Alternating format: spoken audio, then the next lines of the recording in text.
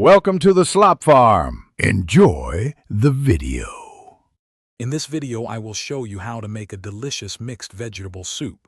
First, gather all your ingredients. You'll need about 6 cups of mixed vegetables such as carrots, celery, onions, and potatoes.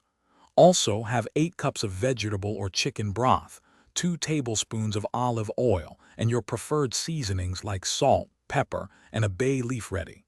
Fresh, quality ingredients are key to a flavorful soup. Next, it's time for preparation. Begin by dicing all your vegetables into roughly 1/2 inch pieces for even cooking.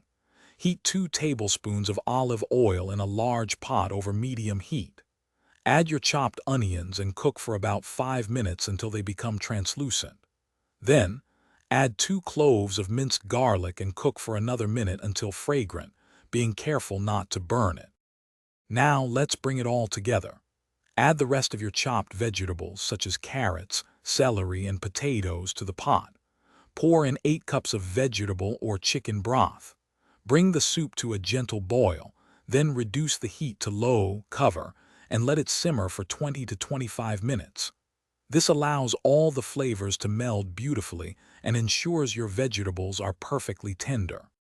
Finally, it's time to enjoy your homemade creation. Before serving, taste the soup and adjust the salt, pepper, or any other seasonings to your liking. Remove the bay leaf if you used one. Ladle the warm, comforting soup into bowls. For an extra touch, garnish with a sprinkle of fresh chopped parsley or cilantro. This hearty and nutritious soup is perfect for any meal. Thanks for watching. Consider subscribing if we helped you today.